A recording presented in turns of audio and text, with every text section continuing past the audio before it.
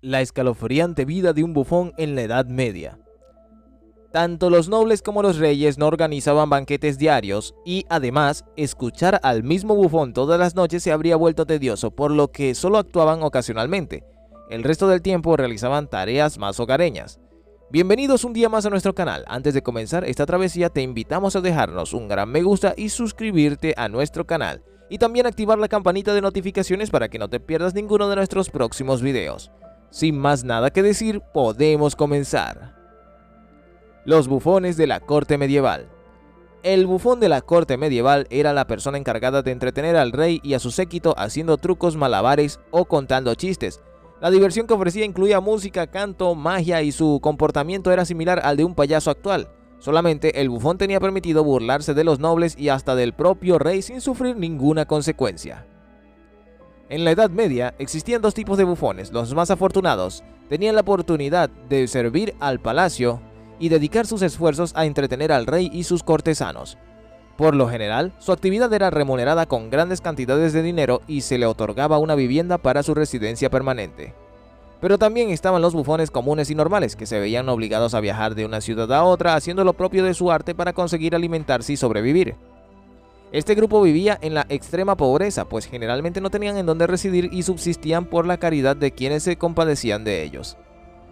Al bufón real se le daba comida y hospedaje permanente, y si conseguía divertir y hacer feliz al rey, su seguridad estaba garantizada y se le pagaba muy generosamente. El poder escondido de los bufones de la corte. Algunos bufones reales llegaron a tener verdadera influencia sobre los gobernantes, también fueron en muchas ocasiones sus protegidos y se les proporcionaba beneficios financieros a sus familias y amigos. Por ejemplo, el famoso bufón de Enrique VIII de Inglaterra, William Womers, fue un gran estratega político y se aprovechó de sus actuaciones cómicas para influir en las decisiones del rey.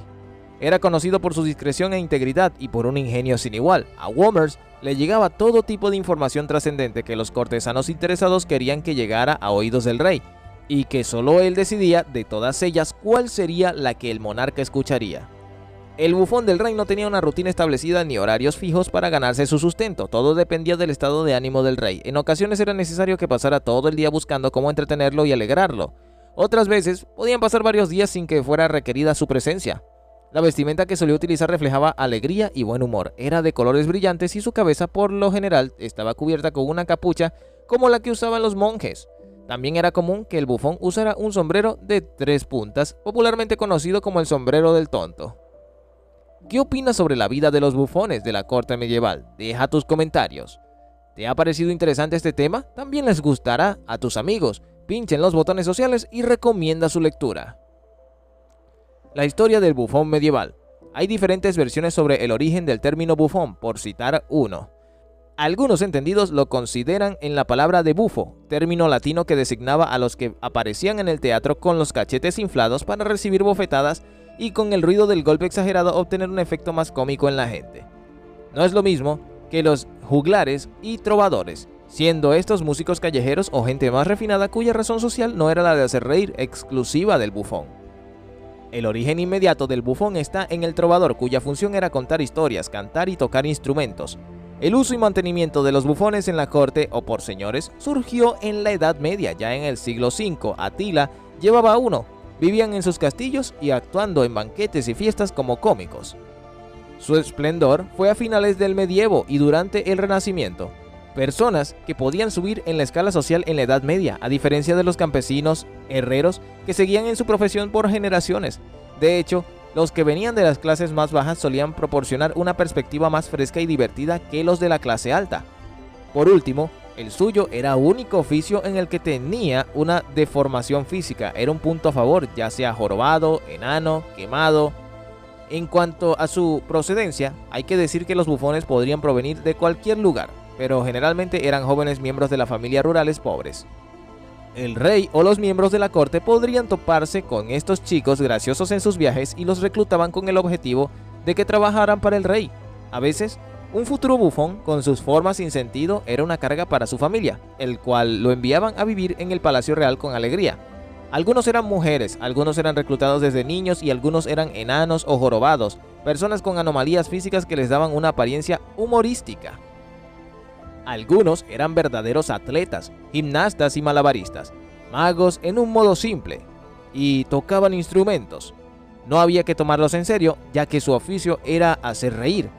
Pero los bufones expertos eran mucho más, ya que eran tan eruditos como los consejeros reales. Eran sumamente ingeniosos.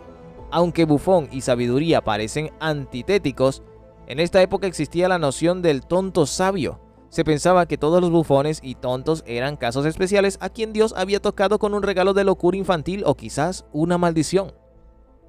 La gente mentalmente discapacitada a veces encontraba empleo brincando y comportándose de un modo divertido. En el mundo áspero de la Europa medieval, la gente que no podría ser capaz de sobrevivir cualquier otro camino así encontró un lugar social. A menudo los bufones tenían habilidades para la actuación o para la música y a veces también estaban entrenados en gimnasia, usaban ropajes coloridos y entretenían a la realeza con su agilidad mental, bailando, haciendo malabares, cantando, haciendo acrobacias y eran expertos tañedores de laúd y flauta, declamadores de leyendas y gestas históricas. Por el contrario, tenían que aguantar insultos y humillaciones. Los bufones a veces eran confidentes de confianza del rey, mientras otros en la corte adulaban y halagaban al rey. El bufón se animaba a decir la verdad. Dado que el bufón poseía un estatus social menor, el mismo no representaba una amenaza para el poder del rey, y ya que no era parte de la intriga política de la corte, el rey sentía que era seguro confiar en un bufón. Naturaleza, origen y semántica. El bufón siempre ha tenido un papel social muy importante en la historia. Su naturaleza dual de las contrapartes astrales del gobernante y del poder en general tiene una importante función social. Por un lado, derrocó la naturaleza del poder con su papel social a nivel satírico diario para que fuera comprensible para la gente común.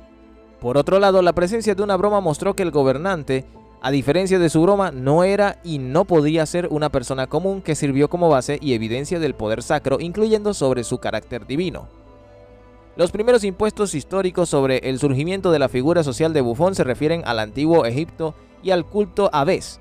Este culto fue muy venerado entre los fenicios y luego entre los poones, quienes aparentemente lo tomaron prestado de los egipcios. Durante el triunfo, un esclavo susurró al oído del triunfante: "Memento mori, memento te hominem esse, respice post te, hominem te esse memento". En la antigüedad, con la introducción de las primeras monedas y el tesoro, hoy el Banco Central, por Creso, el papel de bufón en la nueva era y después de las guerras judeo-romanas fue de alguna manera naturalmente confiado por la ley a los judíos y en relación con el surgimiento y la historia del judaísmo. Nadie cuestionó el lugar sagrado y la función del bufón hasta la época de la Revolución Francesa en el Sacro Imperio Romano.